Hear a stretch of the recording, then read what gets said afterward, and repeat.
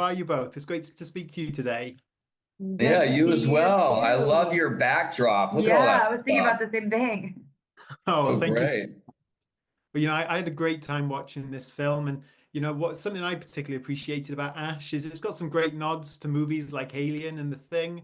But I'm wondering for both of you, what excited you most about coming in and putting your own stamp on this sci-fi horror genre alongside Flying Lotus? Asa. Yes. Asa did. I mean, honestly, I've been dear friends with her for so long, and we were presented with this opportunity at the same time. And I hit her up instantly, and she had not read it yet. And so we started diving into it at the same time, and we both really loved the story. And I knew that she would just absolutely crush this role. And so we sat down with Flylo, our director, and we just instantly connected with him, and we dove in. And to be able to just watch her tackle this, watch her lead a set, just as a friend, as a fan, was a dream come true. It really was. I mean, she just came out guns blazing. She put her heart and soul into this thing, as I knew she would. I love you. Well, for me, thank you so much for that. I love you. For me, it was Welcome kind of back. the same thing. It was also, I'd never had the opportunity to play a role like this. I'd never done something like this. And I was coming off of the Ministry of Ungentlemanly Warfare. So I'd come from like a very different genre at the time. And I had just right before the ministry wrapped Three Body Problem. And so I kind of had dove into sci-fi, but in a different style. And it kind of awakened my love towards it. And there was a point of view. Listen, it's very rare that you watch movies that are completely 100% original, especially when you're dealing with sci-fi. It's all like sort of out of the brain of people what we think could be, but I thought that Steven's brain was incredible. And I thought, wow, what his vision could be brought, the way that it can be brought to life, especially seeing Kuzo before that. I was like the visuals, the point of view, the way that he's gonna direct this, it's gonna have this movie could go any way, but it will have an artistic point of view. And I just always want to be part of stuff like that. And so that mixed with an incredible cast and crew made the sort of like a non-brainer answer for me. Oh, that's so great to hear. And Ace, obviously you're coming in playing this character. She's in the dark about what's happening and the situation she finds herself in, very much an entry point for the audience. So does that change how you approach a character like this at all when you're having to obviously tell the story in that way? It's funny because I kind of never really had the opportunity to do that until I did Three Body Problem.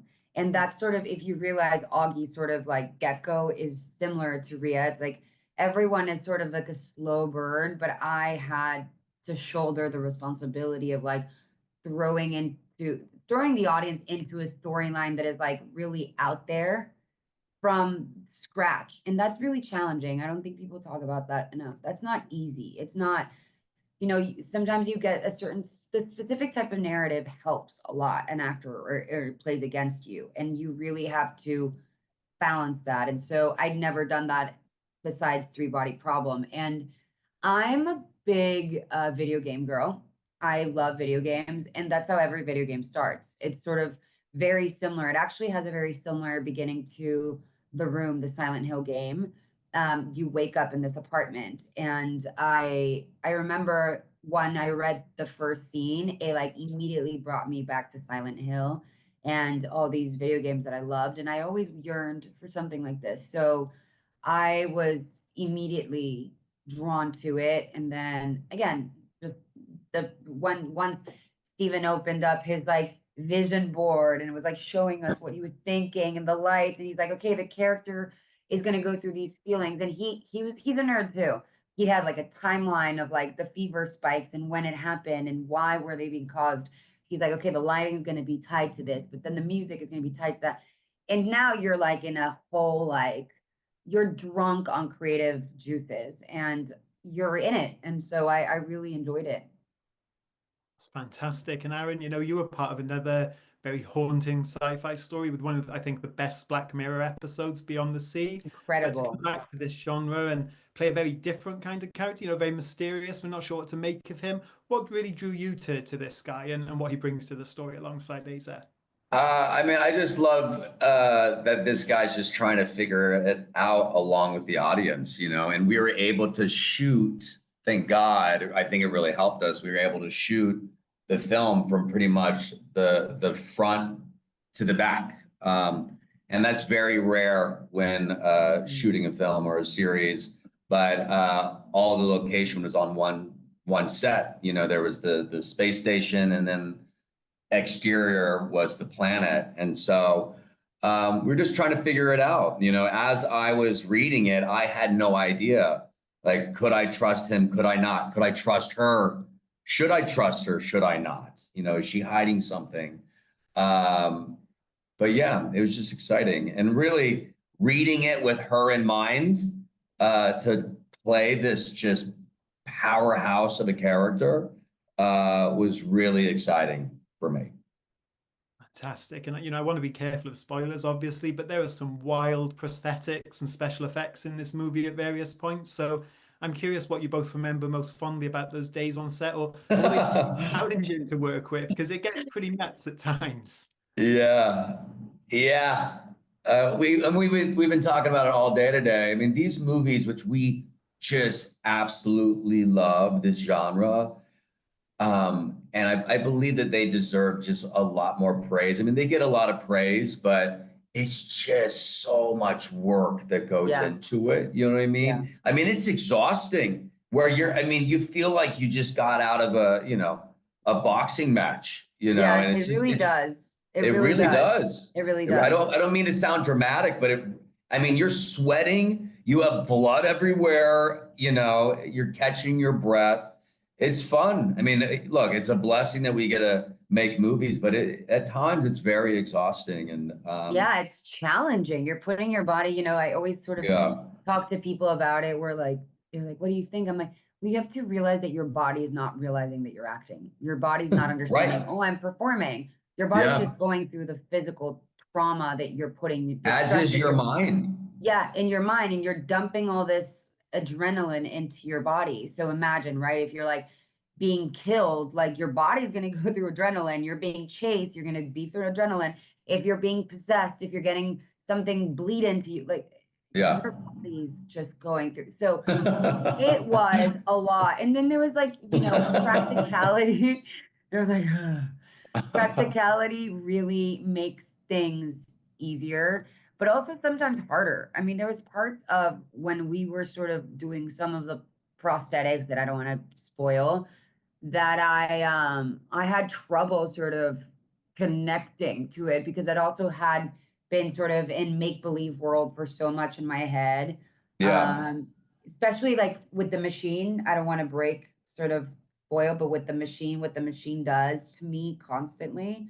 Yeah. I mean, nothing's happening to me. I have to physically force my body to go through that stress of what I think that would feel like every iteration of when I'm under the machine. So you're playing complete make-believe here. It's complete make-believe. There's no like a source of some kind. You are just it's you and your imagination. Yeah. And the prosthetics become a vessel, but it's your imagination. And that's a scary part as an actor because you're just like, is my imagination in the right place? Or is it not in the right place? Is it aligned to the vision of the director or the other actor? When you're just going off like a prop, a real thing, a real conversation, it's so much easier to be connected. But when you're just sort of creating thoughts in your head, I felt the same way on Three Body Problem. That was a very challenging, scary job. Like I went back to back in two really scary jobs because you're just relying on your own imagination and you're hoping that people see your imagination as what it's supposed to be. Yeah. Especially because people use their own imagination when they're reading the books. They're like, I thought this was going to be like that. And so you're also living up to this sort of expectation. It's scary. I think that we don't talk enough about like those sort of little details that come into acting that become really challenging for a director, for a writer, for an actor. It's interesting. It's a very interesting process.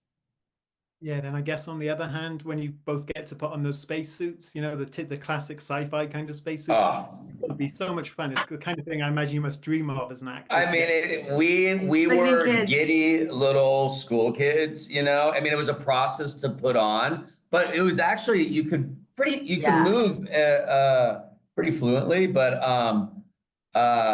and it had like a great lighting element to it as well. And so we could walk from the space station out onto the planet, you know, Ash, and we're just running around filming Like each kids. other, doing We're photo like filming shoots. each other. Yeah.